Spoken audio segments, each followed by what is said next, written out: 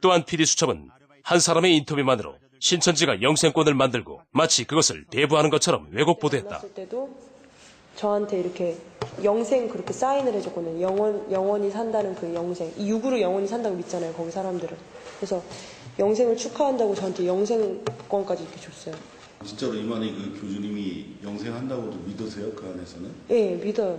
그러니까 영적으로 영생하는 게 아니라 몸이 갖고 영생한다고? 네. 당시 같은 장소에 있었던 청년의 증언을 들어보았다. 저하고 한 10여 명 정도가 총회장님께 새해 인사를 드리기 위해서 집무실을 방문했었죠. 그때 총회장님께서는 덕담과 함께 저희들에게 신년 수첩을 선물로 주셨는데 그 수첩 안에는 우리 신앙인의 소망된 덕담이 적혀 있었어요. 천국이다, 영생이다, 또 발전이다. 그리고 저에게는 이와 같이 축 보아라 하는 우리 신앙인의 소망된 메시지를 적어 주신 거죠. 같이 그 신년 수첩을 받았는데 거기에 본인의 이제 메시지를 영생이라 이렇게 적혀 있어서 그것을 영생권이라 한다는 것 자체부터가 말도 안 됐고 그것을 또 이제 그렇게 인터뷰를 하는 거에 대해서 이해할 수가 없었죠. 이것이 당시 축 보화라는 덕담을 기록한 수첩인데요. PD 수첩 측이 보여준 축 영생이 쓰인 수첩과 동일합니다. 그리고 기록된 날짜와 필체도 똑같습니다. 이렇듯 신천지 총회장은 청년들을 위해 여러 가지 덕담을 적어줬다는 것을 확인할 수 있었습니다. 네, 그럼 PD수첩이 영생과 관련해서 허위 보도를 한 이유가 무엇입니까? 네, 그것은 영생에 대해 성경적 지식이나 이해가 없는 PD수첩 제작진이 잘못된 제보자의 말만 듣고 신천지를 사이비 교단으로 잘못 판단해서 이루어진 것입니다. 이런 부분은 당시 많은 이슈가 된 총회장과의 인터뷰에서도 찾아볼 수 있었습니다.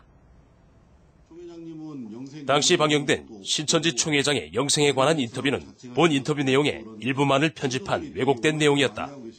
내가 영생이나 미능이 없다 있다 그런 게 아니라 아까 내 설명은 그대로거든요. 아까 성경 말씀대로 그러면은 총회장님께서 영생할 수도 있다 그런 얘기죠. 나를요? 네. 아니 하나님이 오래 살아가면 살기고 그럼 죽을 것이지. 자기가 뭐 더 살고 있다 더 살고 그런 건 아니에요. 근데 신도들은 이제 총회장님께서 영생한다라고 강하게 믿고 있어서. 그러면 그 막걸리 봐줘야죠. 고마우니까. 인터뷰 당일 동시 촬영한 신천지 측 촬영부를 통해 본 방송에서는 삭제된 신천지 총회장의 답변을 들어보자. 총회장님께서는 이제 죽지 않고 영생하신다. 재림 예수다. 이런 식의 주장을 하기 때문에 신천지는 이단이다라고 얘기를 하시던데. 성경에 영생이라는 두 가지가 있어요. 육신의 영생과 영의 영생이 있는데 영의 영생한다는 것은 이건 믿어집니다. 영혼이. 그러나 육의 영생이라는 건 누가 영생한지 아담 시작이 지금 하나 있으면 봐라 이 사람이 영생하지 않았나 이렇게 할 수 있는데 없잖아요. 살아봐야 되죠. 저 성경 저 마지막에 난제 보면은 7년 동안 왕국을 한다는 말이 있어요. 7년 동안. 그때 봐야지. 살아봐야 뭐 주기를 하려는지 만년을 하는지 알 것 아니겠습니까? 이건 하나님 하는 일이라니까요. 신천지 총회장은 성경에 기록된 영생 그대로를 말한 것이며 기록된 말씀대로 이루어지면 알 수 있는 것이 아니냐고 말한 것이다. 그리고 영생은 모든 기독교인들이 믿고 소망하는 것이다. 여러분, 예수님의 재림이 두 개가 있는데요. 공중 재림이 있고 지상 재림이 있습니다. 공중에서 주님을 영접하는 것은 구원받은 성도들이 부활해서 올라가서 공중에서 맞아. 7년 혼인잔치 이후에 지상은 7년 환란 이후에 내려오는 것은 지상 강림인 것입니다.